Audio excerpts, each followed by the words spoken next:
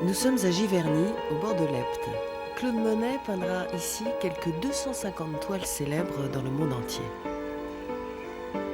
Pourquoi avait-il adopté cette petite rivière alors inconnue, plutôt que l'Oise ou les bords de Seine, fief des impressionnistes de son époque? Pour le comprendre, essayons de remonter le cours du temps et de la rivière.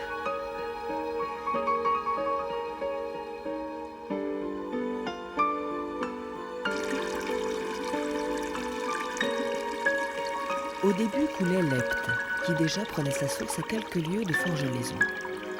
Tout semblait donc tranquille, mais les apparences étaient trompeuses. Les terres de part et d'autre de ces rives retentissaient du galop des chevaux et du cliquetis des armures.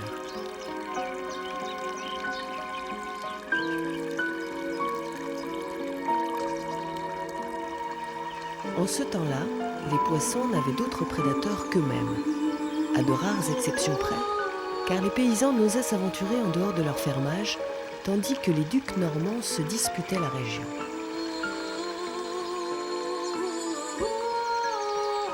Entre Normandie et Picardie, le pays de Bray se caractérise par des paysages variés. Vallons, collines, coteaux calcaires, bocages et forêts. C'est l'authenticité d'un pays qui garde la mémoire d'un passé prestigieux. Toutes les rivières du pays de Bray coulent sur de l'argile, un sol imperméable qui provoque, dès qu'il pleut, des crues importantes de la rivière Epte. Alors ici, on a vraiment le cas, c'est que la rivière est montée récemment d'environ 1 mètre, facilement 1 mètre, et on a encore les traces ici sur les barbelés qui sont fixés sur ces fils. Très tôt dans son parcours, à moins de 5 km de sa source, l'Epte va subir sa première agression. Il y a sûrement des problèmes, notamment des problèmes de ruissellement des eaux provenant des surfaces goudronnées, mais également un rejet industriel en mélange avec cette eau.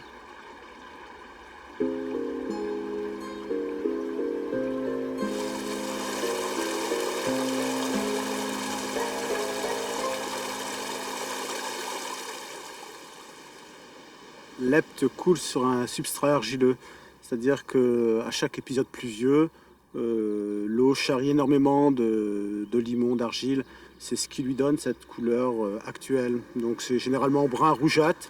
Et en période estivale, en période d'étiage, on a une eau qui est tout à fait transparente. Donc ça, c'est un premier point. Elle a un deuxième avantage dans le département, c'est que le fond de vallée, mais vraiment en proximité immédiate de l'Epte, est essentiellement composé de prairies et de zones inondables. C'est un phénomène naturel tout à fait classique dans la région et les riverains l'ont parfaitement admis d'ailleurs.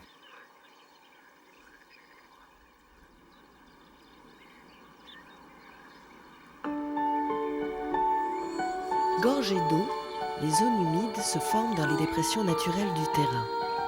Elles aident à la régulation des crues et jouent un rôle d'épurateur, permettant de diluer plus lentement les engrais et pesticides déversés sur les cultures. Ces espaces sont incomparables, tant pour la protection de l'habitat que pour la sauvegarde des espèces animales et végétales.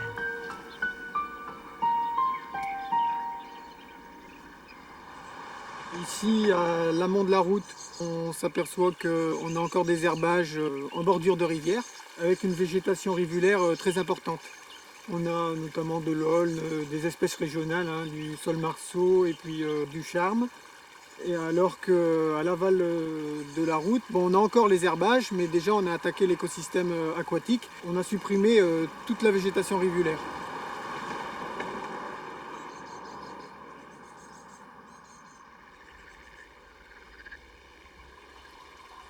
Nous avons ici un lagunage. Donc c'est un système d'épuration biologique, naturel, c'est-à-dire qu'on laisse faire totalement la nature. La lumière et l'oxygène de l'air aident au développement de bactéries qui vont transformer puis digérer la pollution organique. Cette pollution digérée va décanter lentement au fond des bassins. Le but est d'avoir, en sortie donc, de ces 3 bassins successifs que l'on a ici, d'avoir une eau la plus pure possible. Du point de vue peuplement piscicole, c'est une rivière qui est classée en première catégorie, mais quand on regarde de près son peuplement, c'est plus un peuplement de rivière seconde catégorie. En fait, les espèces rencontrées, on y trouve la truite, fario, mais d'une population assez marginale. Et ensuite, les populations les plus représentées sont celles par les chevennes, par les loches, par les vairons, par les vandoises, par les brochets. Et ça correspond assez bien au cours d'eau, parce que c'est un cours d'eau qui sort très facilement de son lit, et le brochet n'a aucune difficulté à trouver des aires de reproduction. Et lors des décrues, les alevins n'ont aucune difficulté à regagner le cours d'eau.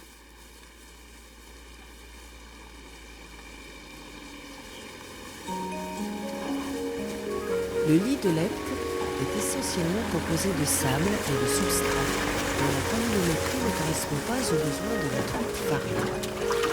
C'est pour cela qu'elle ne se reproduit pas en Seine-Maritime. Et pourtant, c'est le poisson le plus prisé des pêcheurs.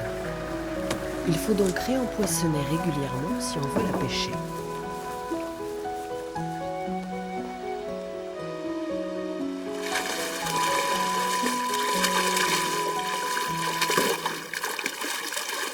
On met environ 50-60 kilos de truite tous les 15 jours, 3 semaines. Que de la fario et de la truite qui vient de la fédération de pêche de la Seine-Maritime. C'est accroché au fond. Et je prends un tourne autour de la branche et j'ai cassé. C'est accroché au fond. Et en plus, elle a gardé l'hameçon. Là, je vais changer le plomb parce qu'il était trop près et trop serré. Trop plein de mon émerillon. Je vais pêcher au verre. Donc, j'ai enfilé mon verre de terre. Comme ça, voilà. Donc j'ai un bas de ligne d'environ 10 cm avec un émerillon. Et au-dessus de l'émerillon, je vais mettre une chevrotine de 2-3 grammes. Ce qui va faire que le plomb va toucher le sol. Et avec le courant, le verre va se relever. Voilà. Bon, depuis l'ouverture, moi, je n'ai pas encore attrapé de poisson, je n'ai pas attrapé de truite encore. Mais je sais qu'à la société, il y a certains pêcheurs qui en ont déjà. Plus d'une cinquantaine, oui. Ouais. Ouais, ces personnes-là, d'ailleurs, on les voit que la semaine du déversement, le premier jour. On va les voir, on a déversé aujourd'hui, on va les voir samedi, peut-être dimanche matin s'il fait beau, et les 2 autres semaines d'après, on voit personne. Apparemment, ils sont dans le courant. Cet oxygène, il fait chaud. On va essayer d'attraper quelque chose.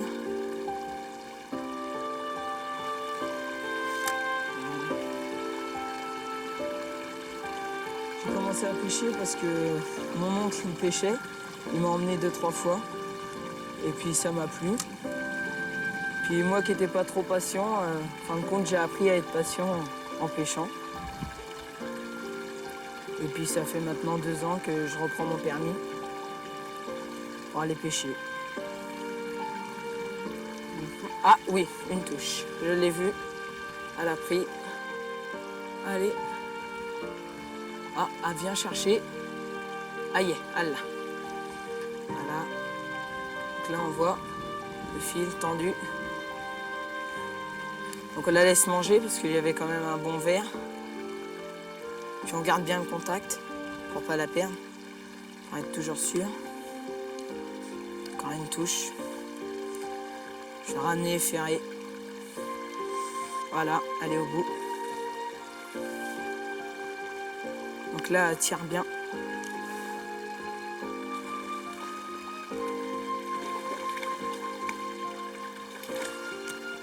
Commence à fatiguer.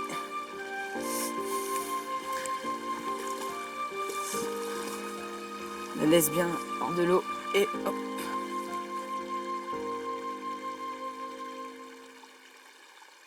Wow, celle-là a fait 30 maximum. 30 cm.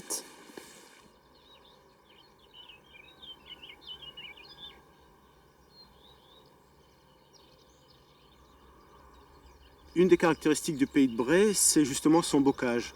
Nous avons donc les clôtures des différentes prairies étaient matérialisées par des haies. Alors des haies mixtes, alors on retrouvait essentiellement comme essence les sureaux, les charmes, les frênes, les épines et ensuite quelques végétations herbacées.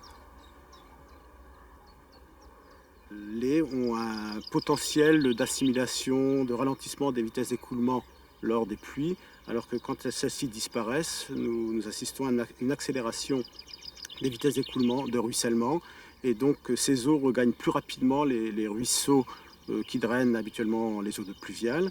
C'est-à-dire que les eaux, en ruisselant, entraînent les produits qui ont été déversés sur les sols, et on retrouve ces produits dans la rivière. Ce que propose l'État, c'est de développer ce qu'on appelle les fameux contrats territoriaux d'exploitation.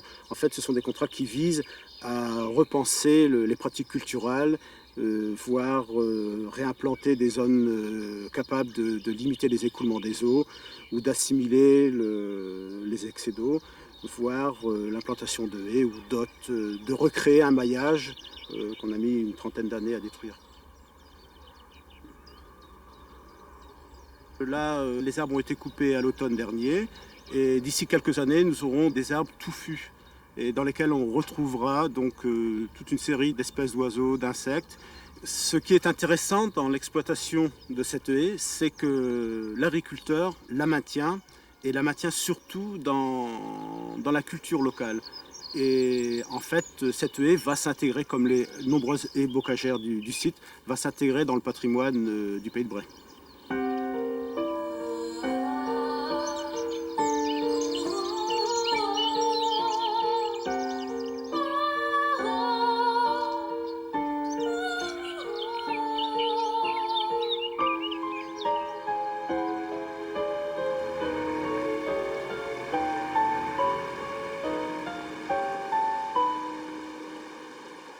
Quand tu lances, tu prends ta canne comme ça, tu ouvres le moulinet, puis tu fais ça et puis tu lances. Puis après, t'attends. Là, je lance, mais je lance, vous voyez, à une 10-15 mètres devant moi, en l'ayant balancé au milieu, et je laisse mon fil dériver qui revient vers moi en bordure de berge, tout en donnant de petits à-coups pour que mon éperlan puisse travailler. Les berges sont vraiment creuses et le poisson, c'est là qu'il se trouve caché vraiment en bordure. L'eau a vraiment trouble, alors le seul moyen, c'est soit d'essayer en bordure de berge de pêcher au verre ou au cas échéant, comme au verron, bon, ben, en ce moment on a du mal à en attraper, c'est de pêcher à l'éperlan.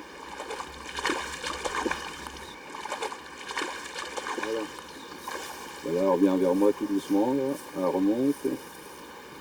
Voilà, ça arrive là, elle s'approche. Voilà. Voilà.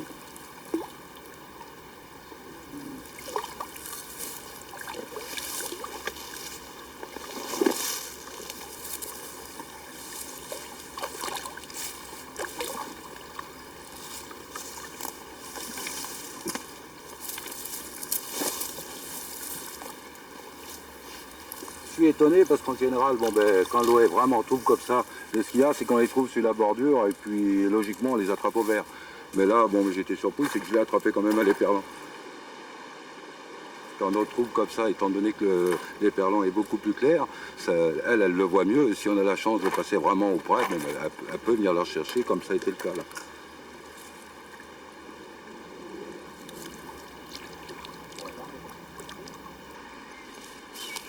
On ne cherche pas à gagner de l'argent, surtout à s'amuser, bien rire entre copains, pêcher du poisson si on peut et être convivial. Nous possédons 5 km 300 de parcours avec à peu près un tiers les deux berges. Le restant est une seule partie parce qu'il y a des propriétés privées. On ne sommes pas embêtés avec les riverains parce qu'on s'est arrangé avec eux. On est en bonne entente avec les riverains.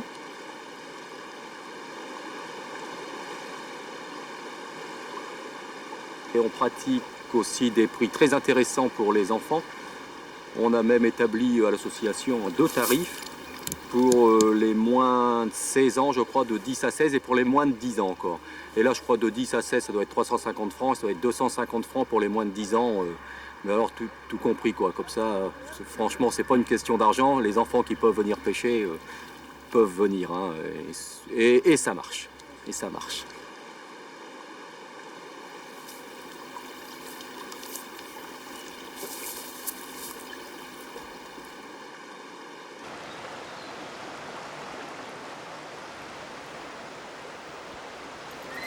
Vers l'an 820, les Vikings remontent toutes les rivières sur leur braquage et envahissent l'ouest de la France, pillant et tuant, semant la terreur sur leur passage.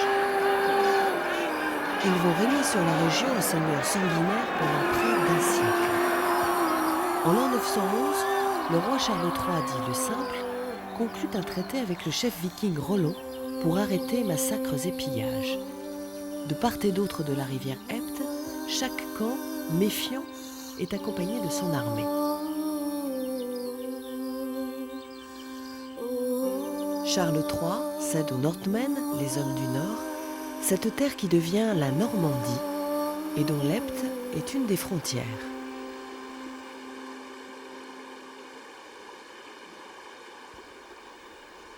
Sur l'Epte, la presque totalité des rives est privative et on y trouve peu de pêcheurs.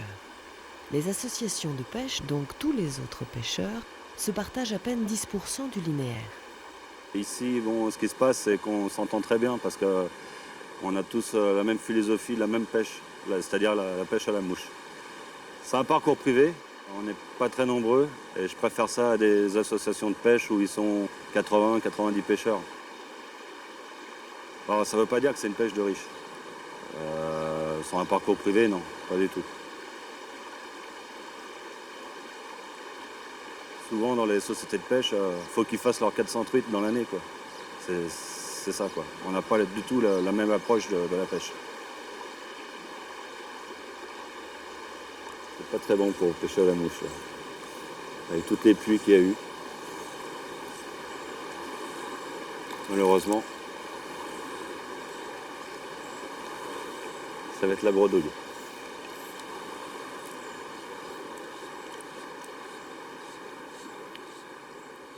Nous sommes ici dans le Vexin normand. Donc, nous avons quitté le pays de Bray, qui veut dire en vieux français le pays de boue. Mais nous retrouvons quand même une rivière qui est très mâchée, parce que tout simplement nous ramassons ce qui vient de l'amont. Donc on ne lui offre pas la capacité de déposer ses limons, alors elle transporte comme ça jusqu'à la Seine.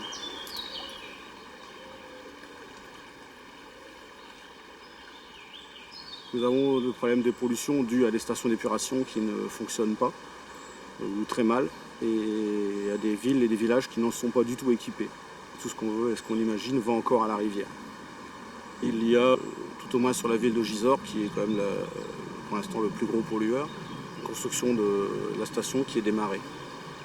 Mais bon, elle s'est fait longtemps attendre.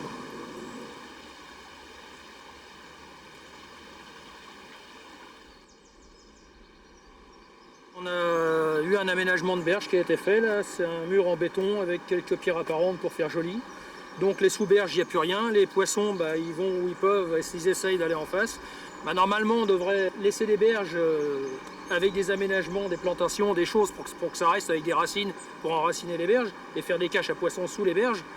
Là on a essayé de faire des pas parasols avec des érables et tout ce qu'on veut, donc voilà. Mais quand on voit ça, c'est pas une amélioration, c'est n'importe quoi. En matière de pollution, je suis optimiste. En matière d'habitat, par contre, je suis assez pessimiste. C'est une donnée que les élus ne prennent pas en compte.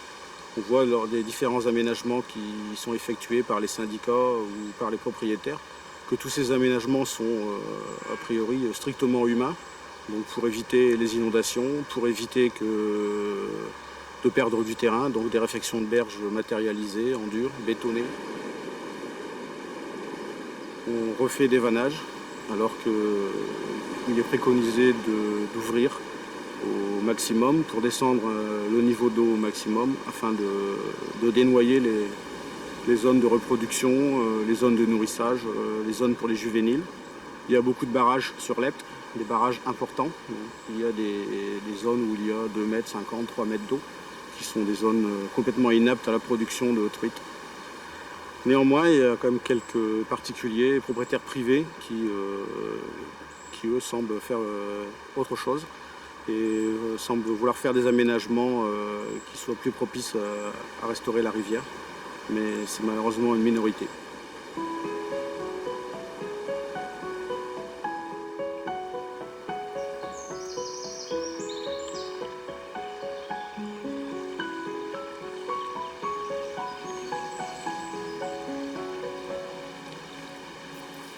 La couleur de l'eau, si elle était un peu plus claire, ça arrangerait bien les choses. Hein. Parce que là, depuis l'ouverture, on n'est pas gâté, là c'est du chocolat. Si les paysans faisaient pas des autoroutes dans leurs prés, on aurait peut-être laissé les, comment que ça s'appelle, les haies qui existaient, qu'on a arrachées. Donc maintenant, tout descend dans la rivière.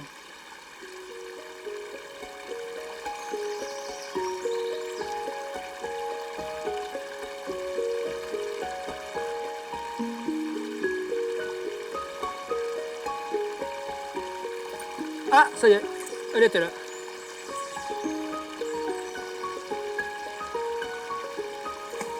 Moi, les truites, je les garde pas. Je les remets à l'eau pratiquement à 90%. Je fais plaisir à des voisins ou à des amis, à mon frangin quand il vient, des choses comme ça.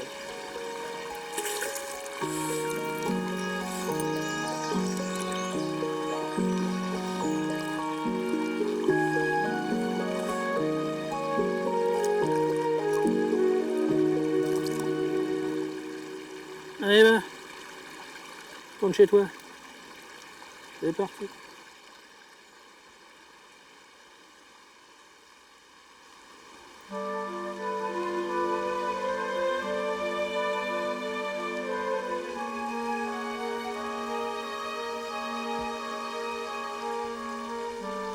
Après avoir sillonné la Normandie et voyagé partout où son inspiration l'attirait, Claude Monet revient à Giverny et décide de s'installer dans une immense propriété où il commence à aménager un jardin fleuri qu'il appellera son plus beau chef-d'œuvre. C'est là qu'il peindra, sans jamais se lasser, une série de nymphéas que tous les musées de la planète se jalousent.